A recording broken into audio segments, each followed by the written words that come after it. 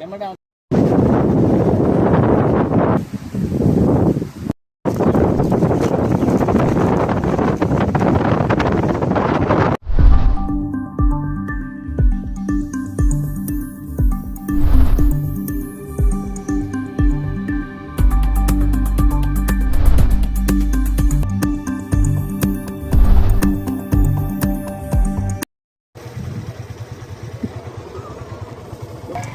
একটুখানি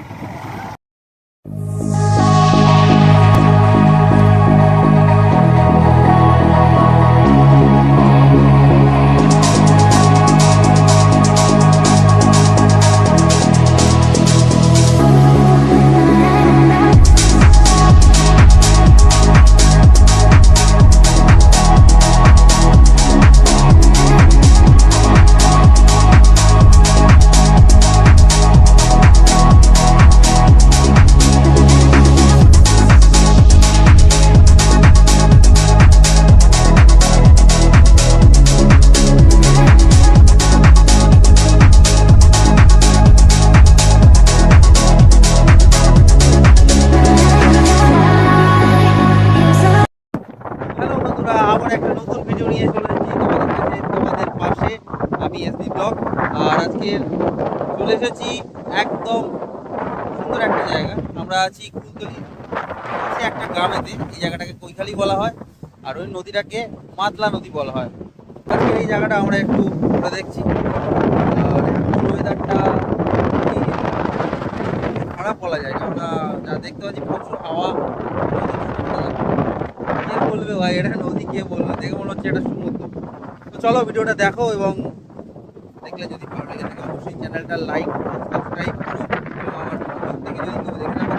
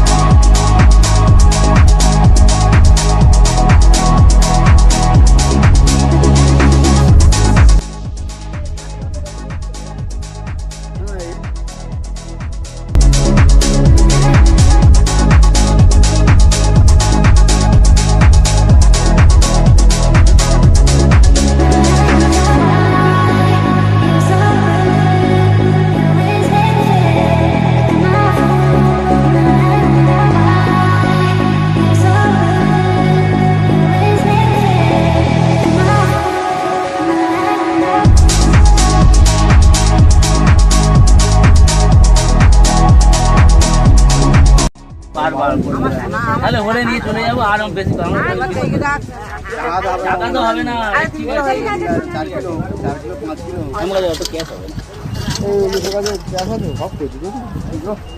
না না কেউ ধুলো কাঁড়া কেউ দেখো এই দেখো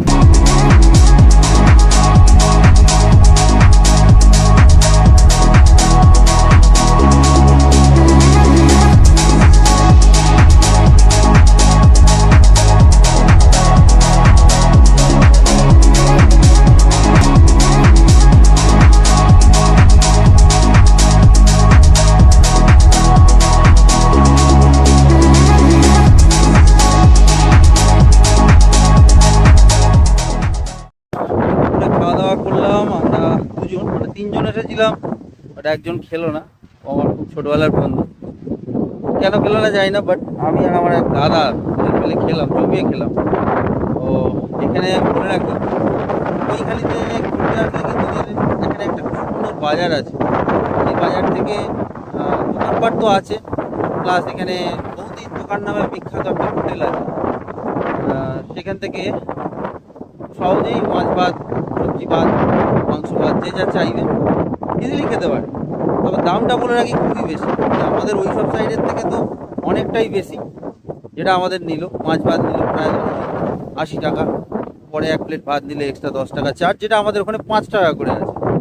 তো জিনিসপত্রের দাম একটু কস্টলি, কিন্তু জায়গাটা এখনও সেই সুন্দরবনের সবুজ ব্যাপারটা রয়েছে। তো এখন আছি কৈখালির বুকেতে, এখনো মান্দা নদীর বুকেতে। আমরা একটু অফবিট জায়গায় চলে এসেছি, মানে অ্যাকচুয়ালি সবাই ওই পারটা ঘোরে, আমরা একটু ভিতর সাইডে চলে এসেছি। সামনে একটা গ্রাম আছে ওই পারে, আর কৈখালি আশ্রমটা ওই দিকে। আর আজকে আমরা তিনজনে মিলে এই দুটো বাইক নিয়ে এসেছি। তোমরাও মোটামুটি এইভাবেই আসতে পারো। আই হোপ কি আর কয়েক বছর পরে এই জায়গা আরও ডেভেলপ হবে, যেহেতু এটা সামনে দেখেছি, সামনে তো দেখলাম যে লাইট ফাইট হয়ে গিয়েছে, তো এখানেও হয়ে যাবে আশা করি। ব্যাপারটা অনেক গ্রাম আছে, আস্তে আস্তে ডেভেলপ হোক, আমরা এটা চাই, এবং সব কিছুই ভালো হোক। তো এখানে আর কিছুক্ষণ থাকবো, বেশিক্ষণ থাকবো না, কেননা এখন প্রায় 6টা বাজতে যায়, 6টা প্রায় বেজে গিয়েছে বলা যায়। তো কিছুক্ষণ থাকবো, তারপরে ডিরেক্ট বাড়ি। চলো, যতক্ষণ আছি ততক্ষণ ভিডিওটা আমার সাথে দেখতে থাকো, চলো।